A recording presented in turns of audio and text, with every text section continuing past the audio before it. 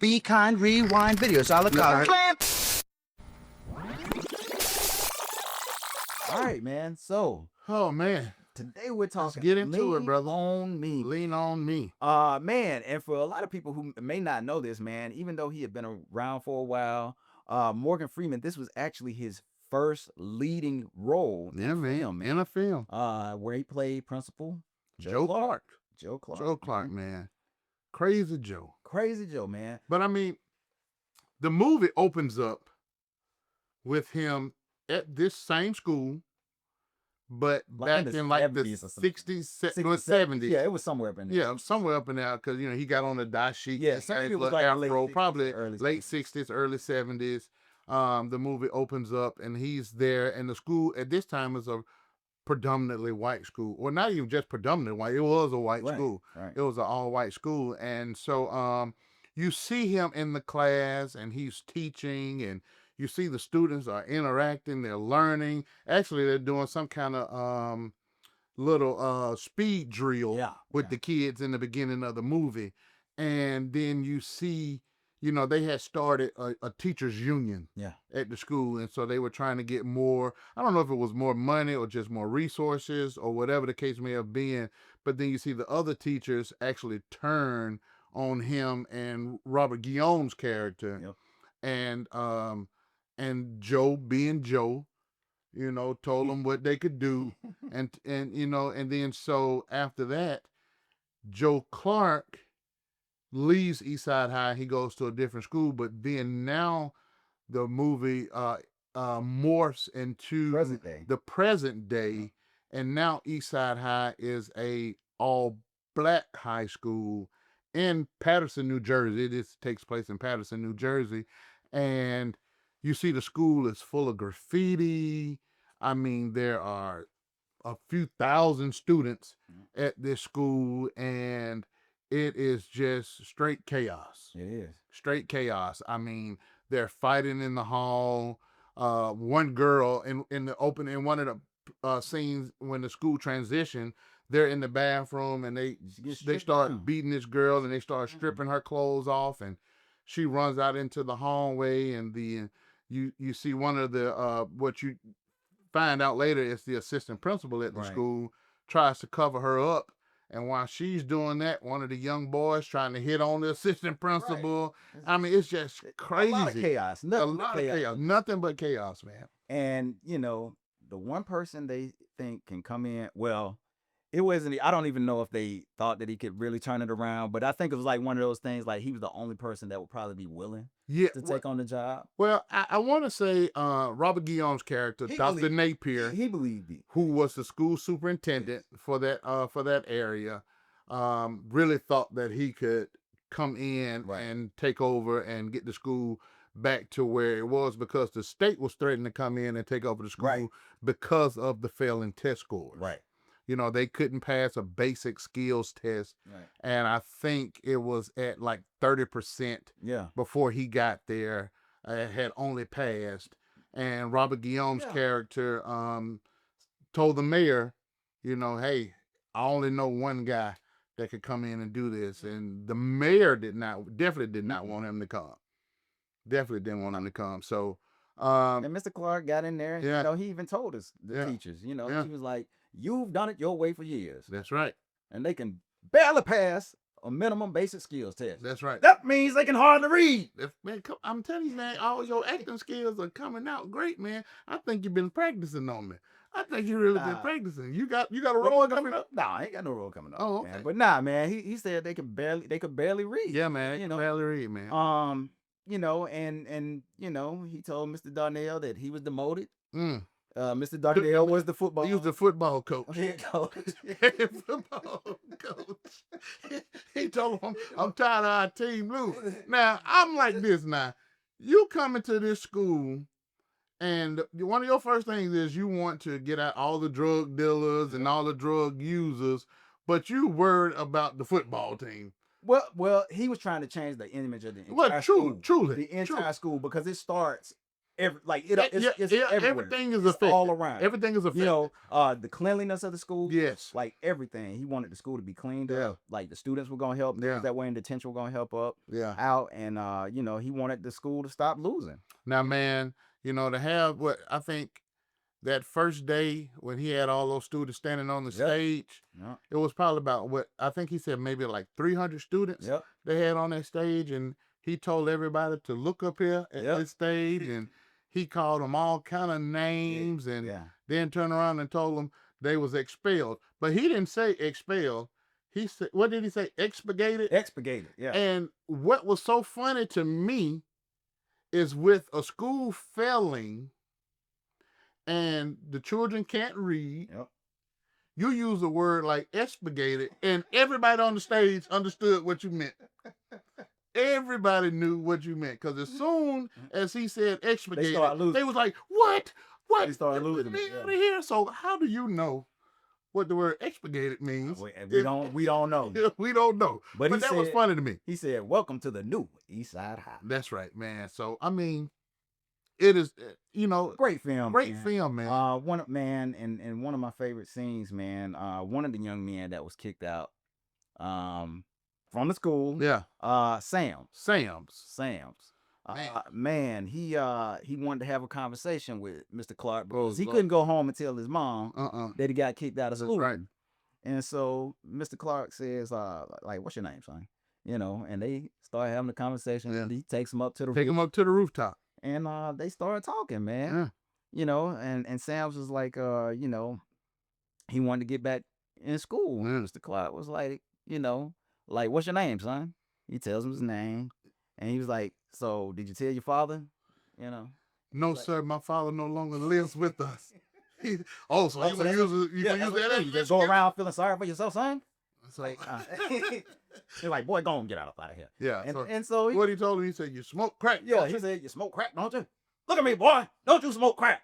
You know what crack does to your son? It kills your brain cells, son. It kills your brain cells. Now I'm saying if you're going to kill yourself, you're doing the same thing as taking drugs. Wait, what did he say? He said, if you're going to kill yourself, do it expeditiously. Don't jump. Yeah, if you're going to kill yourself, do it expeditiously. Go on, jump. Boy, jump. He said, don't do it the slow way. Go on, jump. Go on, do it. Don't F around with it, son. Go on. I mean, hey, Mr. Clark was something serious. But it took that. But it did, because he said, you know, he said, you know what I'm going to do for you, Sam? I'm going to let you back in my school this one time. One time. Because you're still a baby and you don't know. Yeah. Yeah. Mr. Clark, he didn't play, man. He definitely didn't play. Then they had the school board meeting, and, you know, they had, my God, parents that were like all upset because their kids got kicked out of school. And I'm trying to see again, the lady. Yeah. What was her name? Wow, I can't think of the character's name right now. It's Mrs. I can't remember her name. Yeah, I can't think of her name right now. But for her to be so concerned with the school, with him kicking the kids out of school, you know, so I don't know if that was an exaggeration of the character for the movie purpose or whatever, but just to see that particular person being that so concerned about this principal coming in and kicking kids out of the school and saying that her child is not a thug or a hoodlum or a drug dealer, for her to be that concerned and then going to the mayor, getting put on the school board to try to get him kicked out, what was all that passion when your child was in school? Exactly. What was all that when your child was in school? And I know if you acting that concerned, you was looking at report cards, and it couldn't have been a good one. The guy got kicked out. Couldn't have been for smoking drugs or dealing drugs or whatever the case may have been.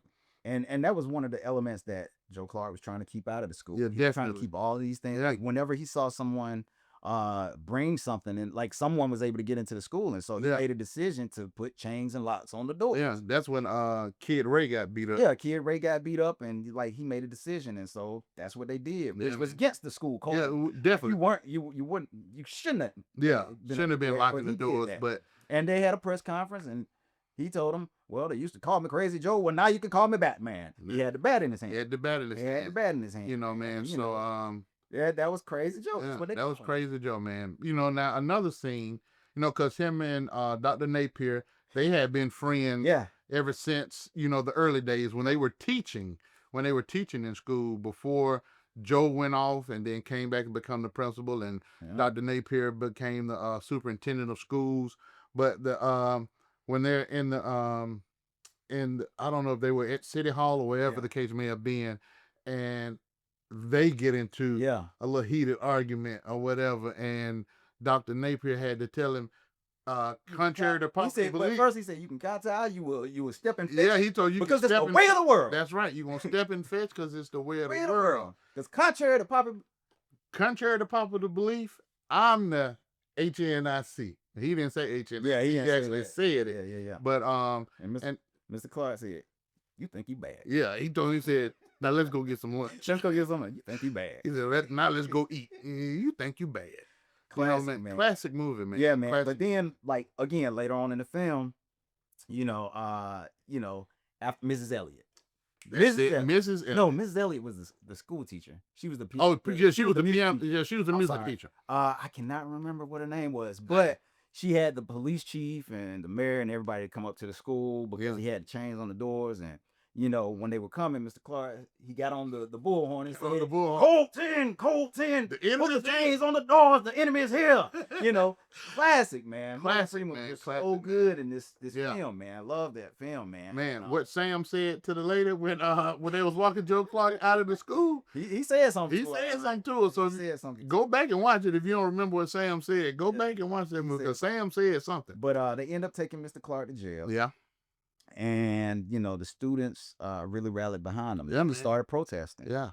And one of the things that the police chief and everybody was saying was that, like, look, if you don't go out there and say something, Yeah. then something gonna happen. If we have to clear this square out, what the mayor said, I got justice and the law on my side. Right. It's gonna be your kids that get hurt, and take the brunt of this.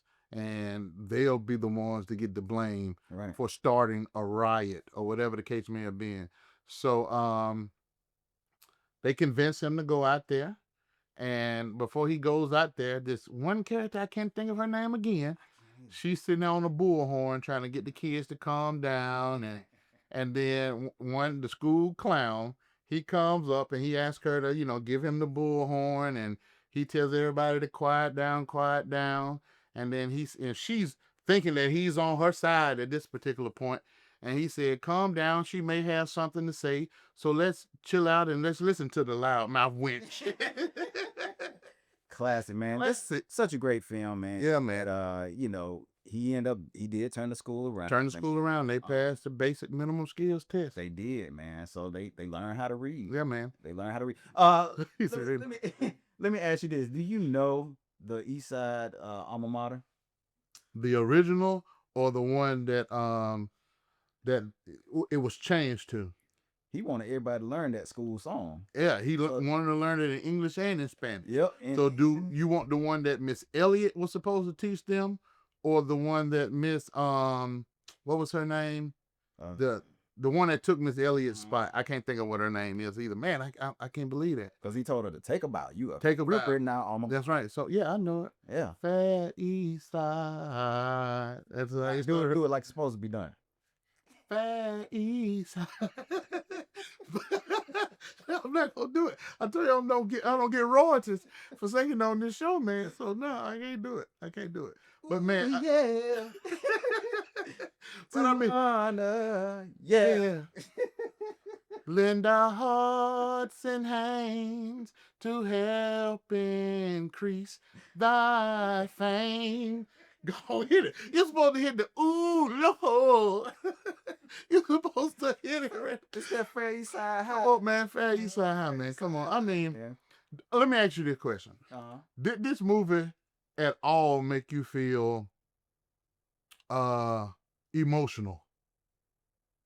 It gave a lot of emotion. Yeah. It was very especially like certain scenes, like where he was talking to the young girl. Oh yeah, definitely getting pregnant. What he told her?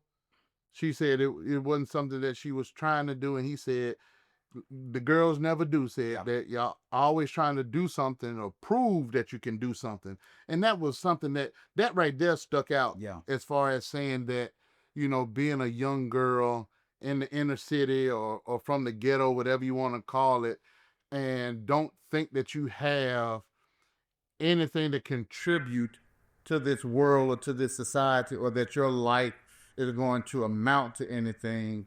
But the one thing that you can do is have a child and bring another child into this world, and feel that you accomplished something by having a child, even at a very young age, thinking that this is the only thing I can contribute is my body to a man and having a baby. Yeah. And I mean, he became like a father figure to so many of those kids, man. Her and Sam's, and a lot of the kids just really respect the man. So, you know, shout out to you. Well, he didn't respect all of them because one of them didn't know how to handle his responsibility.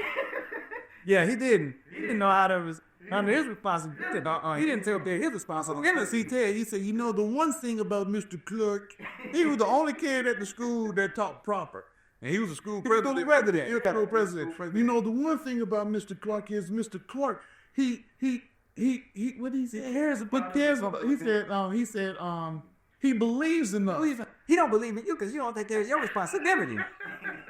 Oh yeah, man. I mean, but I wonder, like, even some of those, the people that those characters portrayed. Yeah.